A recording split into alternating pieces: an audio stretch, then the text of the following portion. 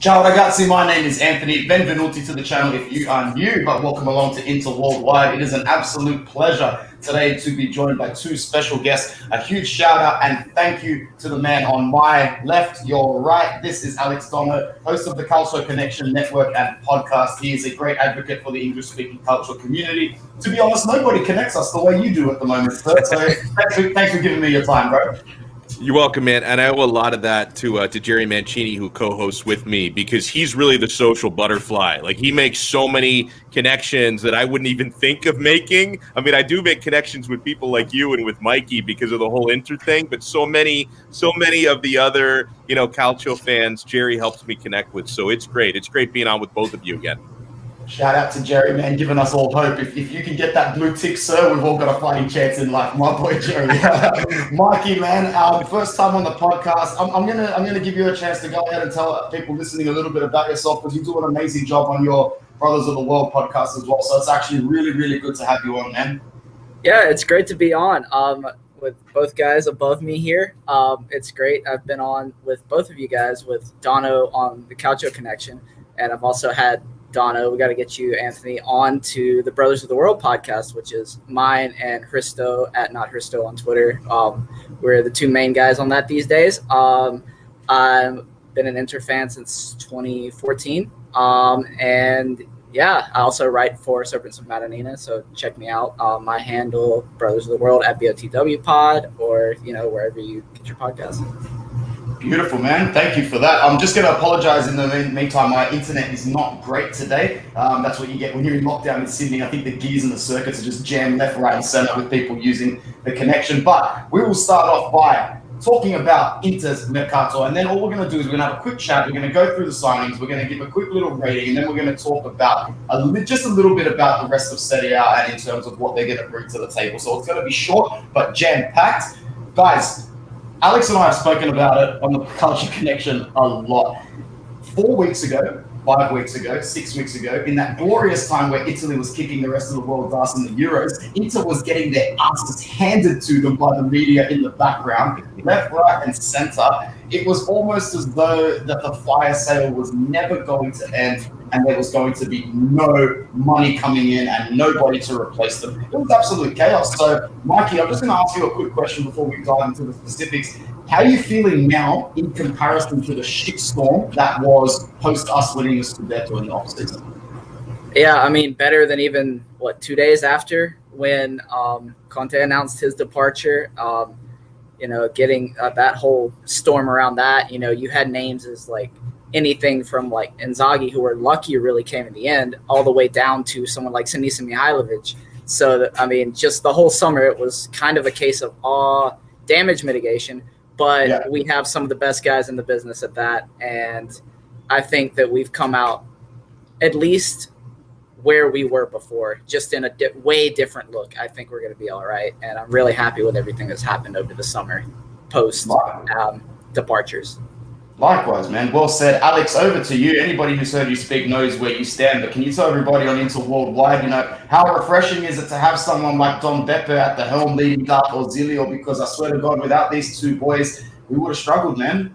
Yeah, especially Beppe. I mean, obviously, Ausillio's been around for a really long time, and he's a good sporting director, but it's really Beppe Marotta who is world class. I mean, this is the director. He's the glue that's holding this thing together. And I said this right after the time when Conte stepped down, which was before they sold Hakimi, but we knew that was going to happen because that had apparently something to do with why Conte stepped down. But Conte stepping down was kind of the first domino of negativity.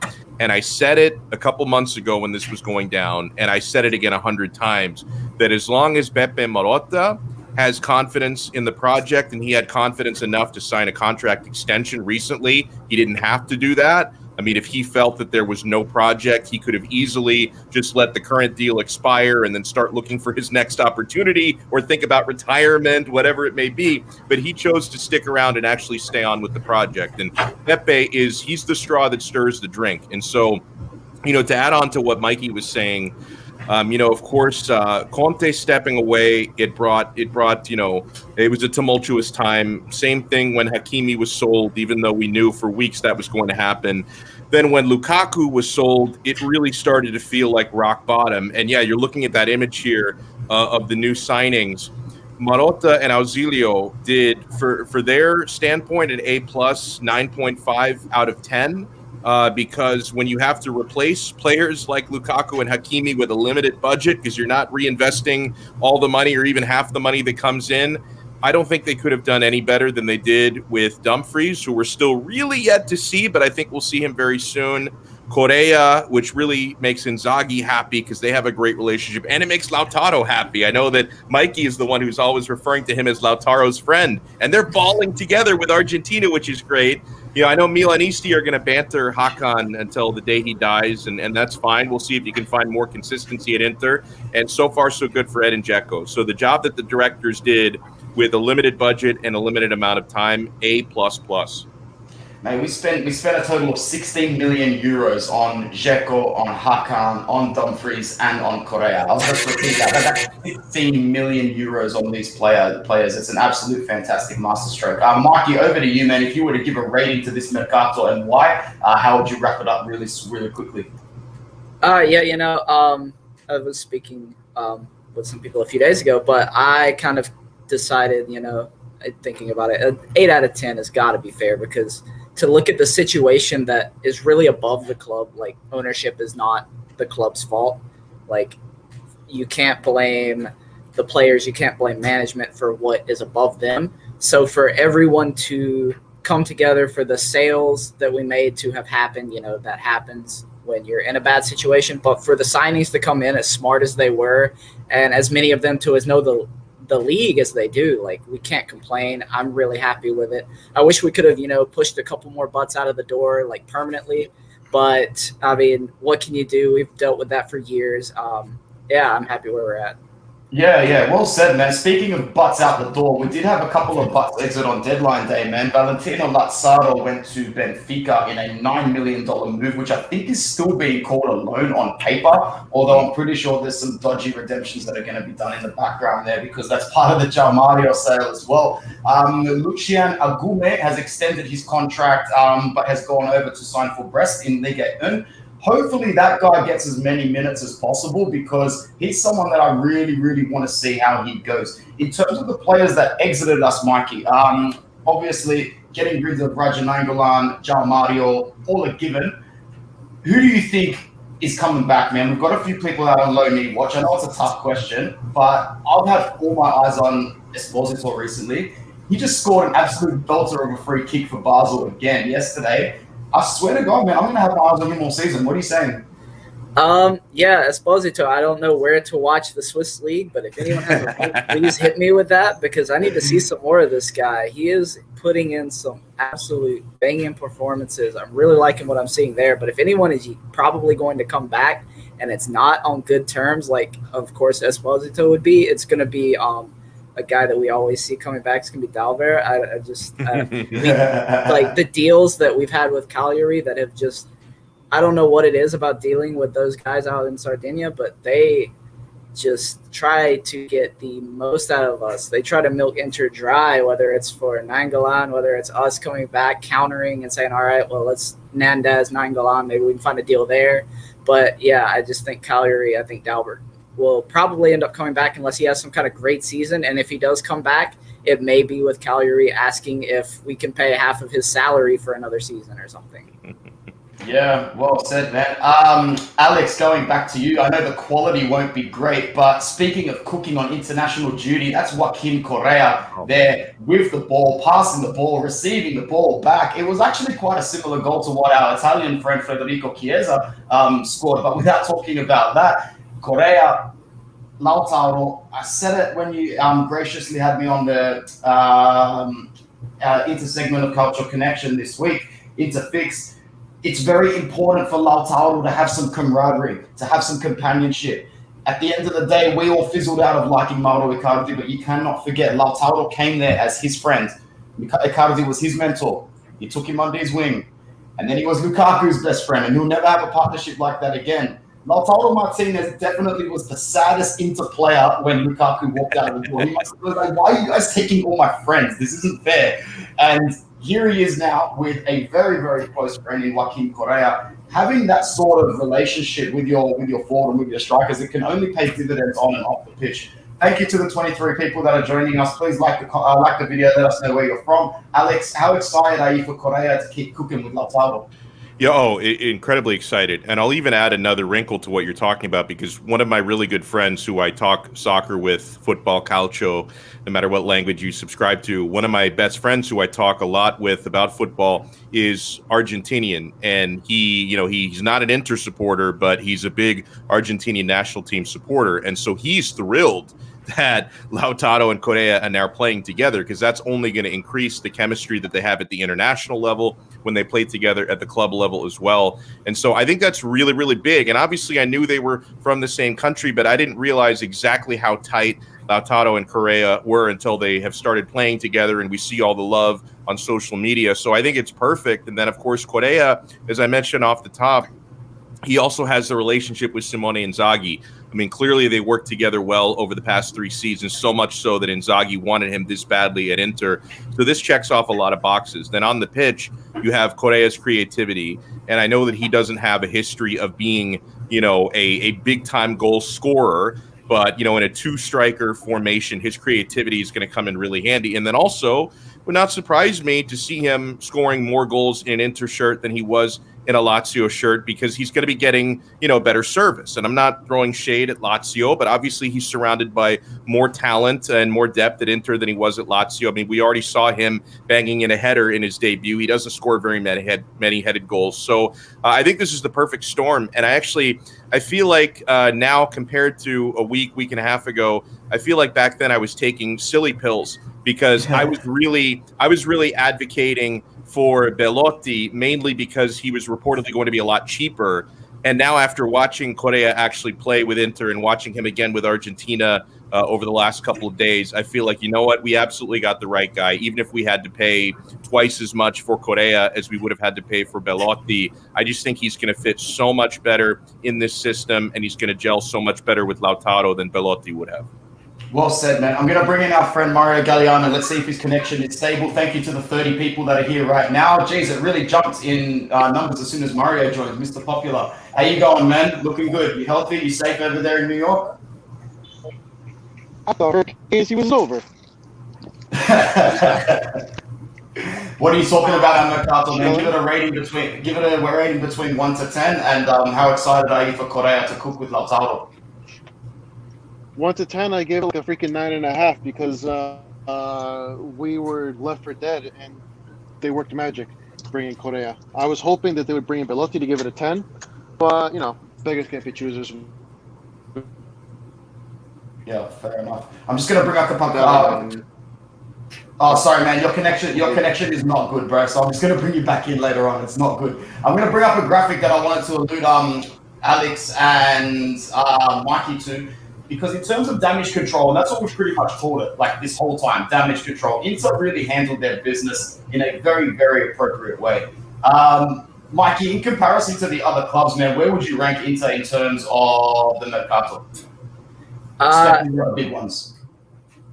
Yeah, so let's see this graphic right here. Yeah. I mean, I probably the only club that really would have had a better transfer window, maybe it's hard to tell, because nobody really was buying much in Serie A this season. I mean, Roma probably bought a good amount of players, but I mean, you had Juve also, of course, losing Ronaldo in the worst possible way without any time to replace him. I mean, they get in Moise-Kean, but other than that, they didn't really do anything. I think we had, in terms of the window we needed, I think we have the smartest window in Serie A. I think Roma are the second closest, and then everyone else, still dealing with the crush of COVID financing. Absolutely, man. Well said. Going over to Alex next to talk about our next club, obviously our biggest rivals. I was just going to say one thing, man. Yeah, good laugh. I like that laugh. In terms of, a month ago, 5 weeks ago, waking up every day to only hear the Juve team speak about one thing and one thing only, and that was Inter's demise.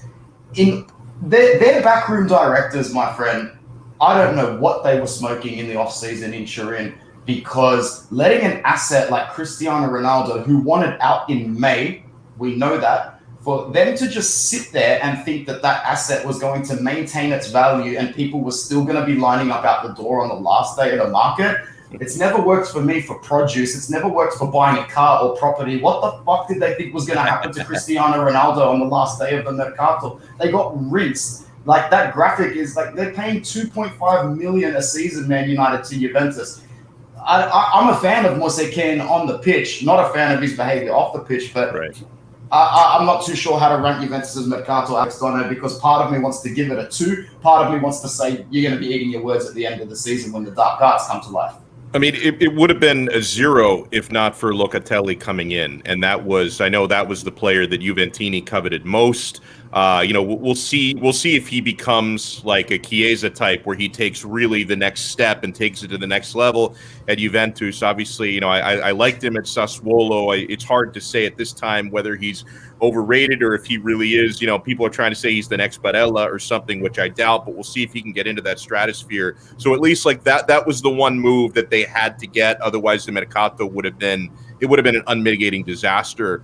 You're right about Cristiano. I mean, I wonder if Juventus, really, it seemed like they really thought towards the end of the window he's not going anywhere, because the worst thing that could possibly happen was losing him right at the deadline. Because like you said, if he had left at the beginning of the window, they would have had time to find a proper replacement, and they would have done a lot more business than they did with that funds. But when you're trying to do that on the last day of the transfer window, it's just really too late to put together significant deals. I think that they are going to maybe miss him more on the pitch than I thought, and more than a lot of Juventini thought, because they seem to think that he was, a real problem. And guys, like, the crazy thing about watching their result against Empoli, and I watched the entire game from start to finish, actually, and I was in shock, because I really thought, even though they went down 1-0, I thought, okay, this is a Max Allegri team. They're going to come back, the way that Inter did against Verona when they went down 1-0. Juve are going to win this game 2-3-1 because that's just what Allegri does. Allegri grinds out tough, ugly results like that. So, and obviously there's plenty of time for them to fix some of their issues, right? Because we're 2 games into a 38-game Serie A season, so I'm not digging their grave just yet. But the fact that even Allegri couldn't get some kind of a result out of that game at home tells you there are big problems with this squad, right? And again, they may adapt better, to readapt to Allegri ball, because obviously a lot of the players on that team were around there 2 years ago when Mad Max was still in charge. But I just think getting that kind of a result at home against Empoli goes to show you that Allegri is not just the magic Band-Aid that I thought he was, because Allegri, that's the primary reason why. And I'm not changing my pick again because it's so early, but before the season started, when I'm making my Scudetto pick and top 4 pick, top 6, all that, I picked Juventus to win the Scudetto. And again, I'm not changing my pick just yet. It's obviously not off to a very good start, and the primary reason why I picked them to win it's not because they have the best squad from top to bottom. It's because I trusted their coach more than I trust any other coach in Serie A. So if he can't just magically fix it, they have real issues. 100%, man. And, they can throw shade all they want on the salary that we paid Edin Dzeko. Man, I also saw you guys give a contract extension to Giorgio Chiellini just so he could be the assistant coach on the sideline and whisper to Allegri, this ain't a real squad. So before you talk about aged men getting contract extensions, just remember Chiellini ain't seen the pitch this season. He's there to talk on the sideline, and to try and establish some sort of backbone in a club where it doesn't exist anymore. Mario, thanks for rejoining us. We're up to 35 live viewers now, which is really nice. Can you comment really quickly on Juventus' Mercato? Because we're going to move on to a few other clubs now. We're jam-packing a lot into a short amount of time. It's good. I have no idea what to make of Juve right now, because I thought Allegri was going to, fix them, but their team is just so bad. Their midfield is so shitty that it's borderline unsavable for even the best of coaches. I think Allegri is going to do a good job with them regardless, but I had them winning the league off the rip, but now I got a question that I have Inter ahead of them for sure. Milan might be ahead of them, and then they're fighting for like that 3rd or 4th spot in my opinion right now, because they're borderline in shambles. They got an old back line. They're an injury away from Chiellini retiring. Oh, he's retired, bro. Thanks for what he did in the Euro, but go figure. 8 games is different than 38 games, especially when you rotate cup football in between as well. They keep him for the World Cup. 100%, man. I'm going to go to Mikey next, man.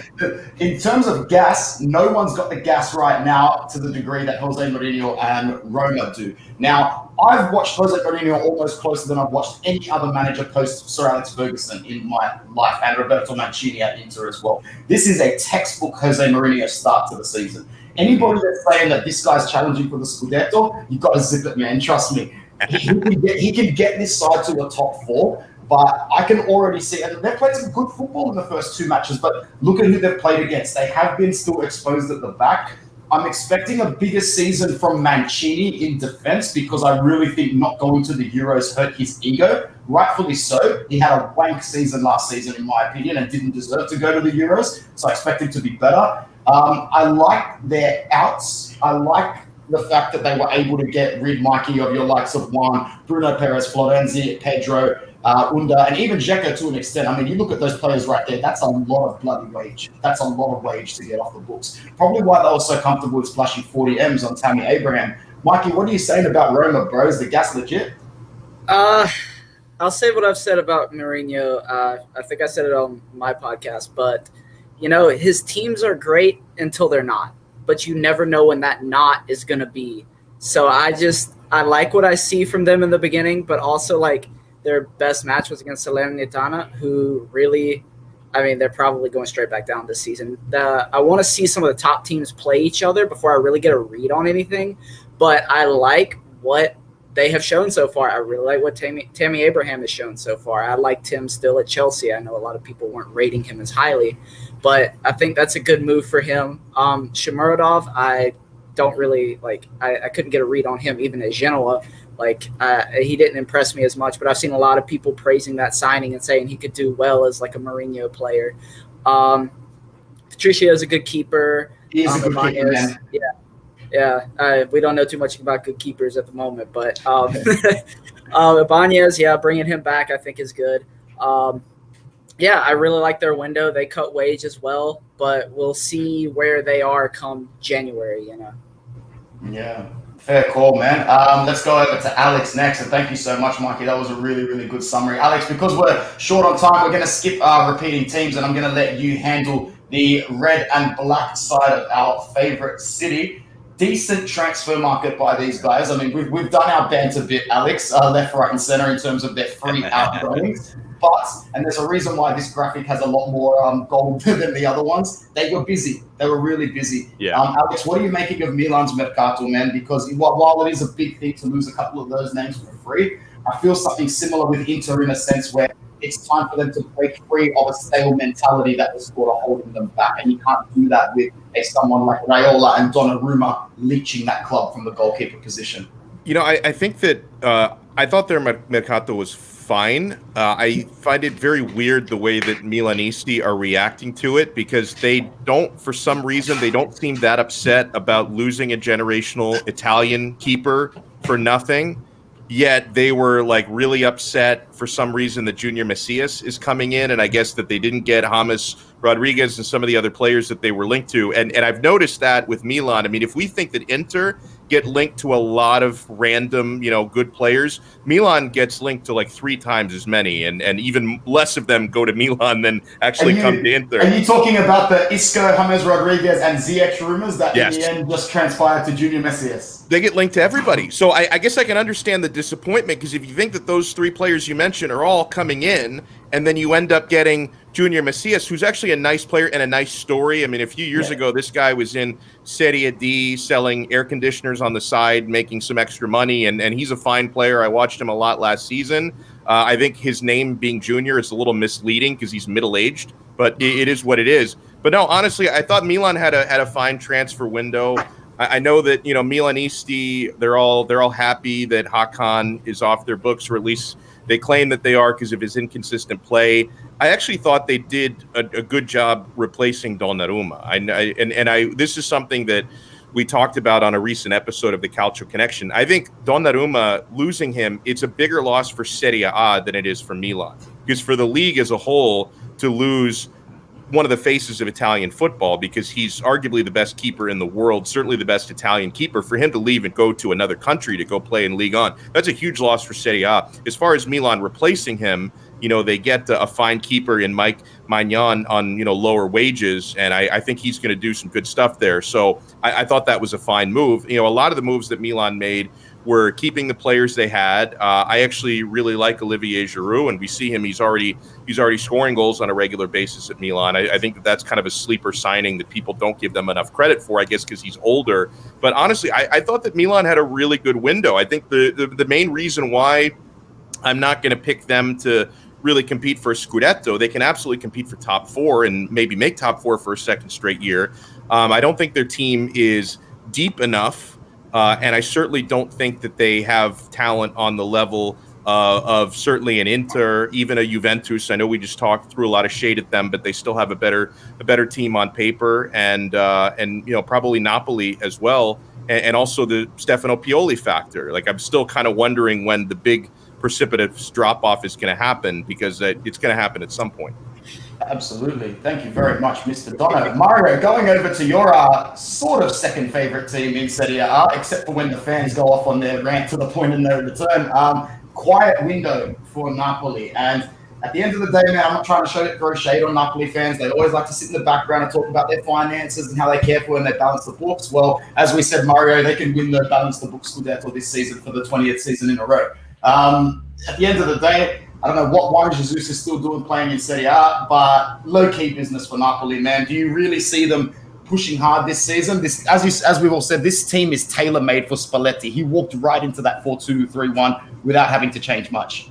I like Napoli until they have to play a lot of games, because they have minimal to literally no midfield depth. Anguissa was almost like a panic signing, because after the 3 to 4 center mids that they have, it's literally like youth players, and there's nothing else. And you got to makeshift Insigne as an attacking mid, and that always leads to trouble because he cannot play in that position in like a feasible role, because he's just not effective there as he would be on the left wing. They still haven't addressed their fullback issues. Di Lorenzo really isn't as good as he seems. He's going to be a problem, and they seem to just love him just because he's on the national team. Great. Well, there's literally nobody else that could play right back on the national team if you really think about it. Can I ask you a question, man? We've seen Insigne's fatigue and his physicality and athleticism is really starting to take a dip to the point where he's becoming that predictable. I mean, unless you've got the pedigree of Iron Robin and can contribute like that, you're going to remain predictable and soft for the rest of your career. I think there's a big reason why Napoli weren't in a hurry to give him an extension. I thought there was an even bigger reason why Inter, even though we expressed interest, we didn't knock on the door. We just said, "Yo, give us a call if you need anything," sort of thing. What do you think he really struggles this season, man? I don't think he's going to struggle. I think he'll be all right. He's a good player at the end of the day, and sure, the fatigue sets in at one point, but they're professional players. They do this every day. It's not like they just show up once a week and fucking train. They're doing it every day, so they're gonna overcome it. The training staff are gonna make sure that these guys are as fit as possible. So the fatigue, yeah, it has a little bit of an impact, but I don't think it has as much of an impact as people really think it does. They have the depth to rest him a little bit, because they have Lozano who can play both sides. They have Politano. They have Mertens who still has legs. So, like I said, they didn't address the real problems. They keep spending in places they don't need to spend in. They brought in Juan Jesus, which tells me they're basically playing to get relegated. And I would be pissed off if I was a Napoli fan like that. Like, that's unacceptable. Like, come January, come February, when all the games start to pile along and you're half a season through, they're going to have problems. They're going to struggle. The fatigue turns into injury. Sure, that's when it becomes a problem. But until then, Insigne can rotate. But the center mid, Zielinski, he's not going to rotate.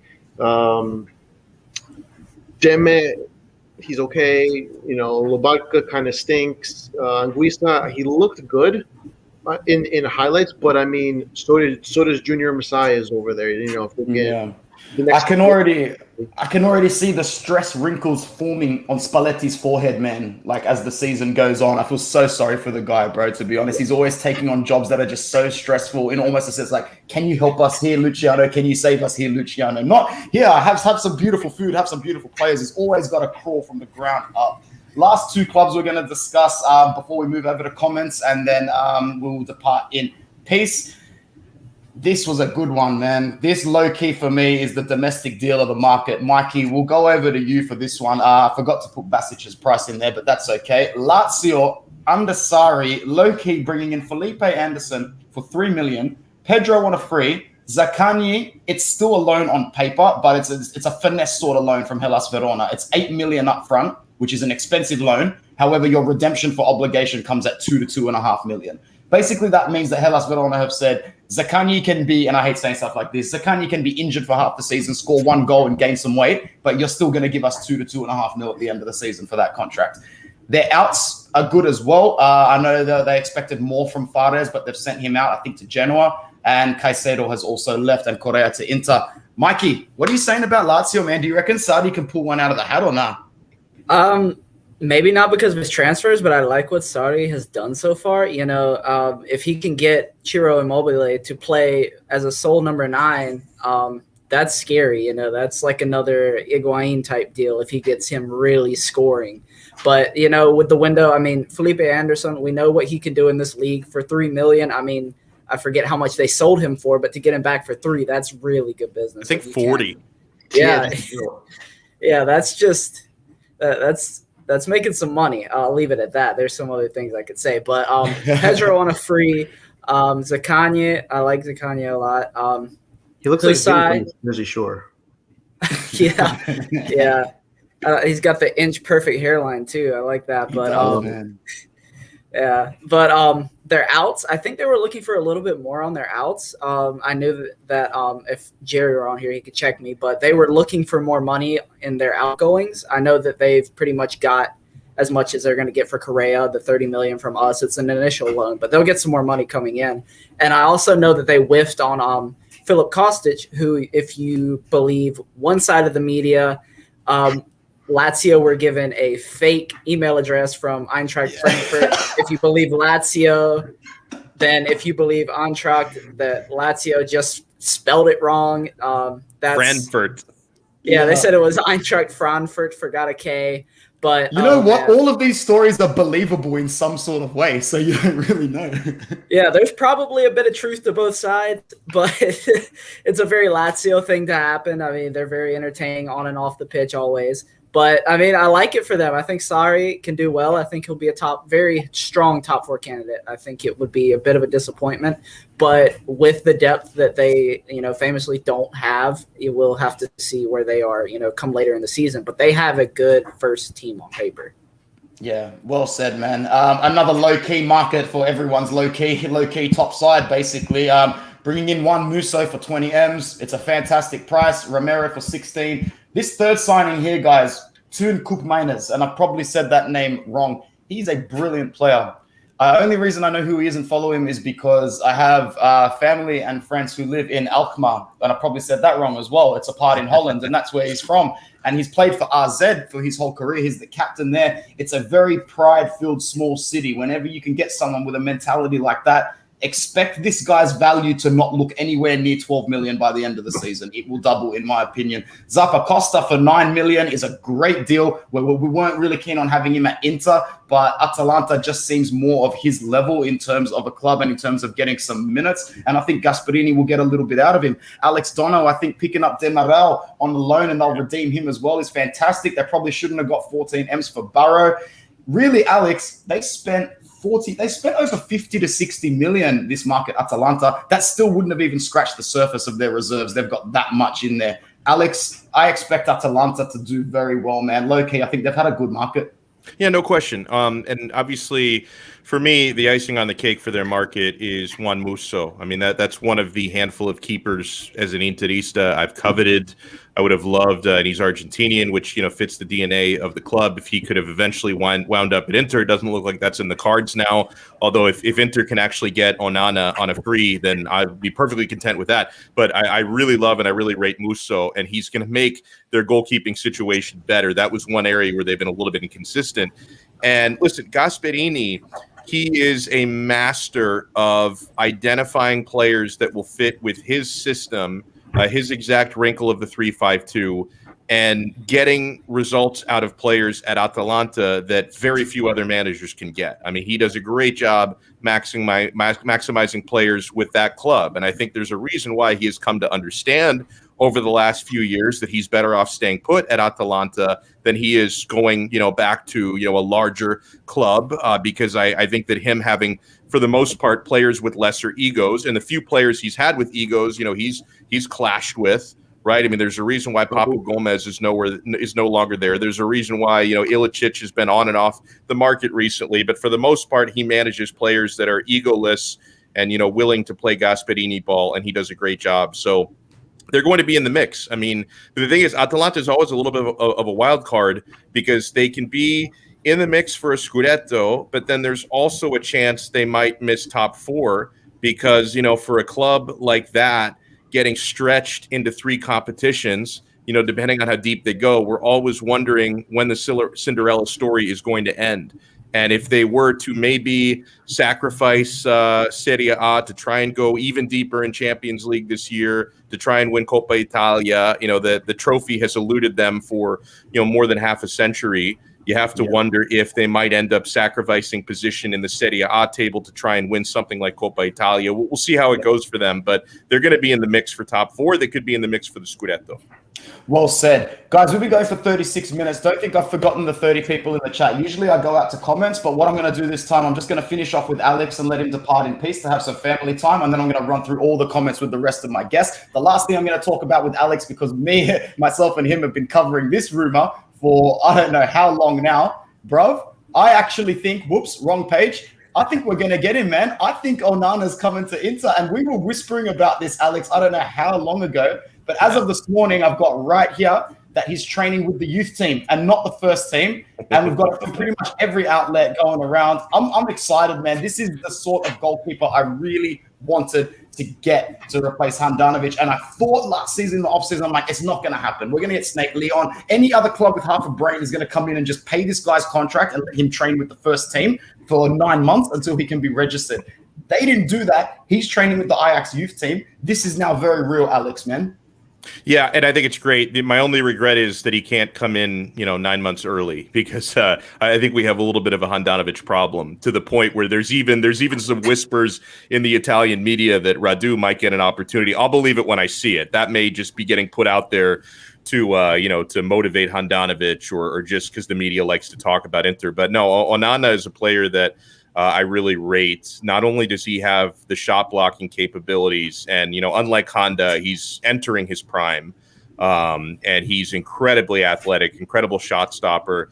And from what I've seen, his distribution is also on point. Like he's able to hit pinpoint long balls, passes. So I think he can be the type of player because obviously in the 21st century, you need your keepers to be ball playing sweeper keepers as well. And I think he checks off all the boxes. I mean, to me, this guy is a worthy heir of Samir Handanovic. People throw shade at Honda. I like to remember the good times. I like to remember up until a couple years ago when he was still at the peak of his powers. So I love Handanovic. And if we've been waiting for a rightful heir, and I love this graphic, by the way, this could be the one here. Bring on Andre Onana. I hope this is true. It seems like it's true because Leon tried to swoop in this transfer window. Obviously, it didn't get done. The media says he's waiting for Inter. I love it. Yeah, well said. Alex Donno, thank you so much for stopping by Inter Worldwide today. It was an absolute pleasure to have you, and I will speak to you very soon. Guys, follow the Calcio Connection Network. Follow them all over YouTube and the socials. It's the best thing since sliced bread. Thanks, Alex Donno. Thanks, guys, so much. I'll see everybody later. Bye-bye. Peace, man. Mikey, you just let me know if I'm taking too much of your time, man. Mario's going to stick around with me to go through these comments. Oh no, man, I've got all day. I would talk about Inter all day, man. Beautiful, Oh, bro. man. John Yusuf says we definitely have more attacking options, different types of forwards, more midfield options with an informed Vidal and a fit Sensi. Our defense hasn't changed, which is great news. Yeah, 100%, man. Well said, John. I'm looking forward to the versatility in our defense this season. We've got those players that can slot in. I know there are a couple concerns, Mikey, that we didn't sign another centre back. To me, when we went in this season, every Inter fan should have thought if there's one part that we don't necessarily need to spend a lot of money on to reinvest, it's the back. We've got the best back three in the country. I'm starting to trust Matteo Darmian with my bank account, bro. So that's what I'm talking about. What are you thinking about the back? Yeah, I mean, I don't worry about what we have going on at the back. And we have to remember, we did bring in Zeno van Housden again, back from Liège, had the buyback on him and are testing him out, testing his knee back out, sending him over to Genoa where he's looked pretty decent. I mean, it's not a great Genoa team so far, but he's looked all right. I'm hoping that turns, to good because I remember him in the Primavera Scudetto team. There are a lot of good players in that team, but he's one of the only ones that looks like they could pan out. But the rest of the defense, I mean, Darmian's been great. Our back three, best back three in the league. I mean, you can't debate that. Dumfries, if he comes good, I'm still not convinced, but I mean, that would be great to have some more speed over there because Darmian is, he's got a little bit of speed, but he's not, known for it. I mean, he surprised me getting to that ball against Hellas for the goal, but on the left, I mean, Perisic, DeMarco can also play center back. I think there's a lot more flexibility than there is that we sometimes think in this team. And then also Pirola. I mean, I think he's in Serie B for another season. But, I mean, there are good prospects. We didn't really need to buy. I mean, it's a lot of wait and see. And we just have to be happy with having the best back three in the league and some really interesting wing backs. The good thing about Dumfries, the one thing that separates him from the last 4 or 5 disasters on the right, bar Hakimi, is that they were expected to come in straight away and hit the ground running. Your Dalbert's on the left, your Lazzardo's on the right, everybody in between. Even Cancelo took 6 months to get his confidence. Man didn't even want to take a penalty kick against Pordenone, for God's sake, in the Coppa Italia, where Dumfries is coming in as the captain of PSV and now is looking at Matteo Darmian absolutely taking his spot. No questions asked. Dumfries knows he needs to work really, really hard to get that spot. Our friend Alessandro says, can we wait for Onana until next season or will our goalkeeper cost us the second star? Mario, bro, how far do you think Radu is from getting minutes? Because there was a couple of articles this week that came out saying that Handanovic is now droppable. Who's saying he's droppable? He's not droppable. You don't think Handanovic is droppable even after his mistake in the first? For Radu, no way. Unless he gets an injury where he's out for multiple weeks and then Radu is like, okay, we can't bench him. It's not happening. So what, you're saying that you think Radu will be more prone to mistakes than even Handanovic will? I don't think they want to take that chance. Well, bro, we haven't taken that chance for 5 years now, bro. So I don't expect it to happen this season. I'd like it to. We came in second with him. We won the league with him.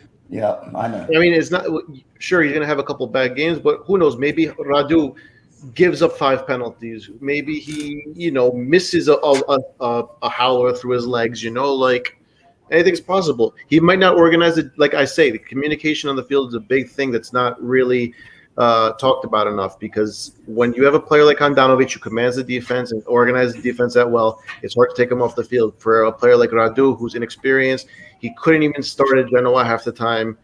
Even as good as he was, he got benched. And then, it's like you got Handanovic at the end of the day. Sure, he's 39, 40 years old almost, but if all 3 coaches think that this guy is undroppable, I don't care what the media says, because it's all speculation and just trying to get under the Inter fan skin and get us excited that Radu's going to be the next greatest thing. Yeah, so was Francesco Bardi. What's up, Ricky Buzz? Thanks for joining us, my friend. Is all forgiven from Suning, or are people still skeptical of their leadership? I'll go over to Mikey to handle this one. Whew. Yeah, the most controversial thing in the Inter fan base, bar Gagliardini, Vecino, and Handanovic. What? But,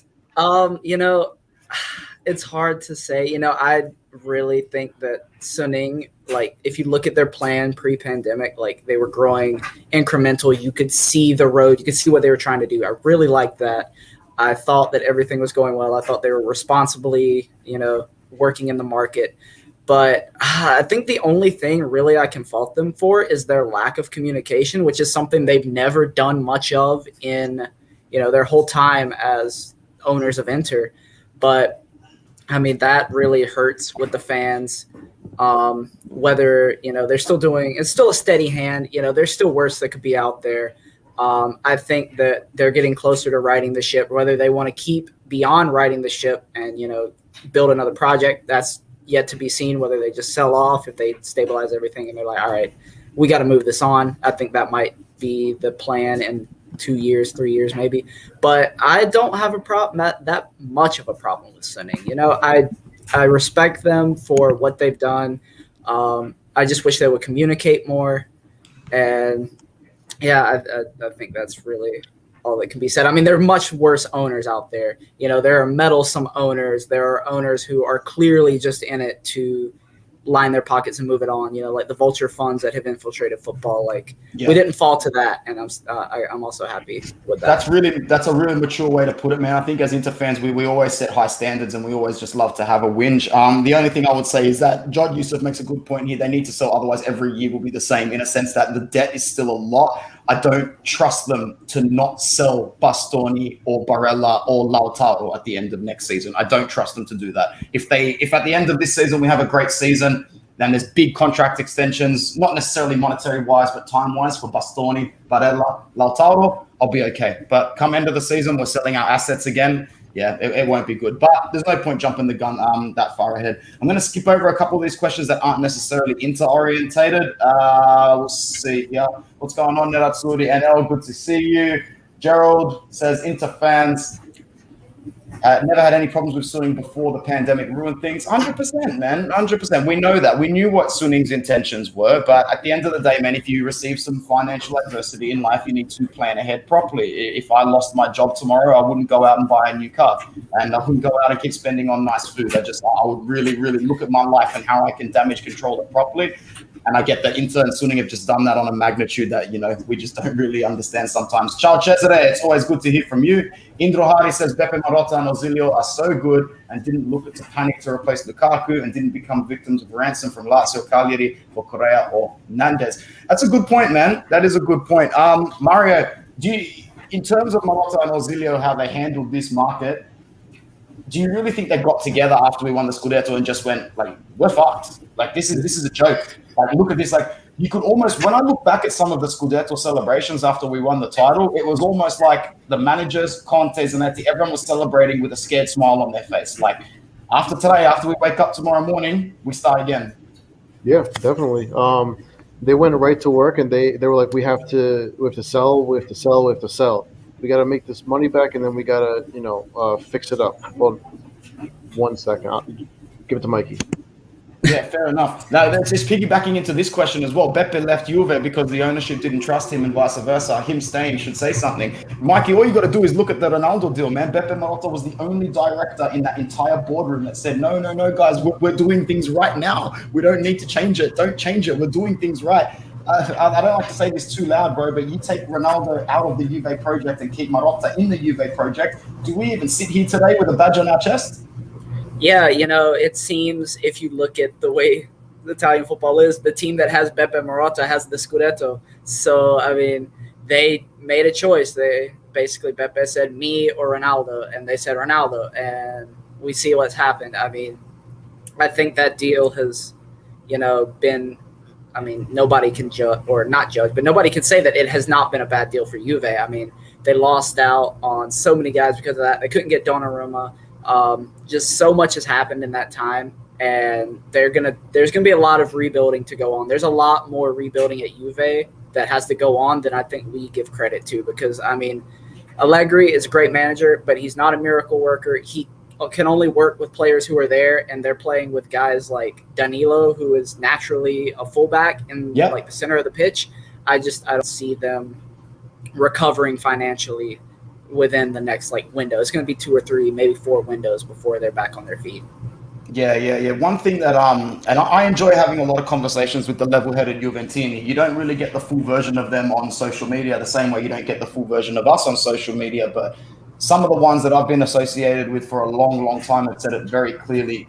Dybala cannot be trusted to spearhead this side. He looks unfit sometimes on his best day. He looks unfocused. There's only so much praise and so much extension you can give to a guy who stays quiet for 60 minutes and then tucks a nice little left-footed shot in the back left corner, man. We're not, Mikey, we're not looking at a 1 to 2 mil pay increase. This brother wants 12 million a season. Yeah, I mean, Dybala really got a crucial part of his career kind of taken from him because of the Ronaldo deal. Like, there was a time where I think Dybala could have eventually grown into being that guy that could spearhead, but he lost, a good chunk of the last few years with injury and with being like having Ronaldo ahead of him. And yeah, I think he's come out worse because of it. And it's kind of sad to see, because as much as, we hate seeing Juventini like celebrate, succeed, anything, I mean, Dybala was a good player, and I miss peak Dybala. Even though it's not against us, I love this comment here, man. Let's see how Allegri does to Juve when there's not so much of a big gap. People need to realize, and I was saying this before, Allegri can wave a magic wand and improve this team, but he was coaching the best squad in the country where all the other squads in the country were down, depleted. You had Allegri monetizing the Serie A the same way PSG are monetizing Europe. I don't care what anybody says. When you pay 91 million for Higuain and then take Pjanic from your next rivals, you are doing the same thing. Not to the magnitude of PSG and City, but you are doing the same thing. So at the end of the day, we'll see, bro. And I think that's going to be the biggest factor. The gap has closed so much on that old Allegri Juventus team and squad. He's looking at the rest of the league going, we are going to have to be so good to beat some of the sides, Mikey. Yeah, and I mean, they got outcoached by Andrea Azzoli on the weekend. So, I mean, it's not looking good. But we've seen Juve start bad before is the one caveat I'll leave it at. Remember, the 15-16 season, I mean, what did they lose? They lost like 5 or 6 games early in the season or didn't get results and then walked the league like a few months later. Like, it didn't take long to recover. But that, like you said, it's a very different Juve team these days. Yeah.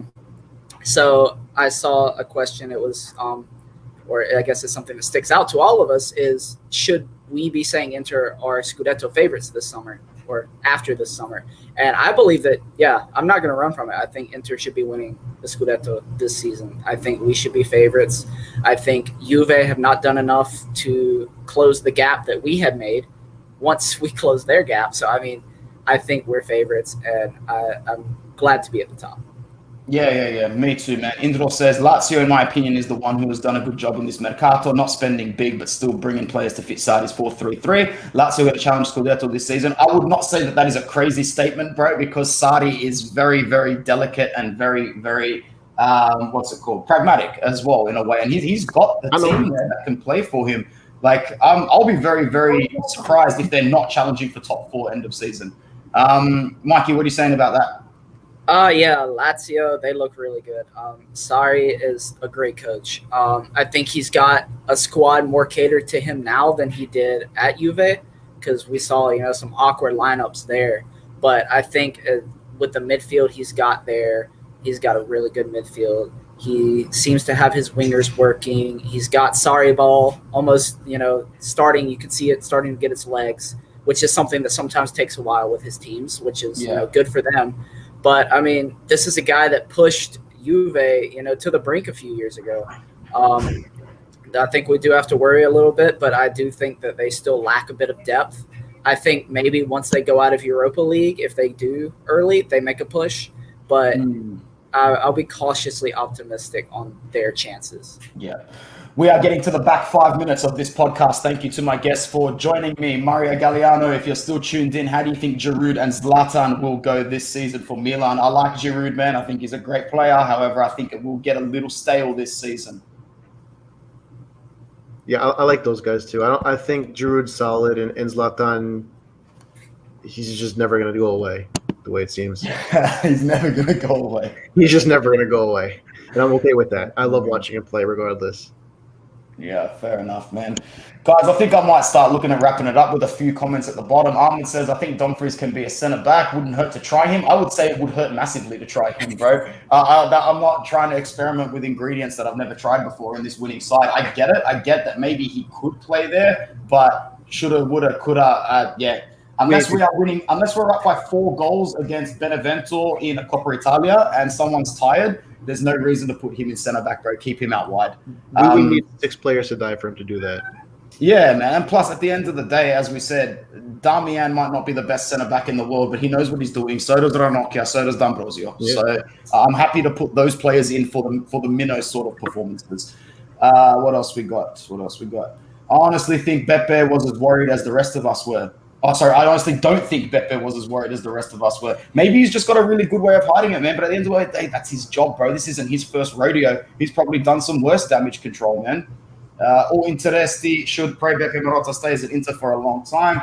At one time after the Scudetto celebration, Steven said this Inter management is the best and strongest in Italy or the world. Well said. You would say that anyway about your own team. On paper, is Inter favorite to win the Scudetto this season? Akil Mikey just said it perfectly. He said he pretty much expects it from us, and there's no reason to run away from it. And I like that. I like that he says it with his chest a lot more than I do. Fern says, say Mikey Prime Dybala was entertainment at a higher level. Mario will probably agree with you. Mikey made a good point when you were still here. Mario goes, Dybala almost had his best years kind of yanked from him by Ronaldo coming in. And yeah, well, what would you say about that? So we saw Dybala at Palermo, and he was the focal point of the attack, and it was so important. He was so important to that team. He scored, I think, almost like 20 goals as like a 19-year-old, 20-year-old. So like, when you build around a player like this, it's going to be beneficial for the team because he's just so talented. Where Ronaldo is way past his best years, he's not going to take on 4 guys and then score a 40-yard screamer like he used to at United.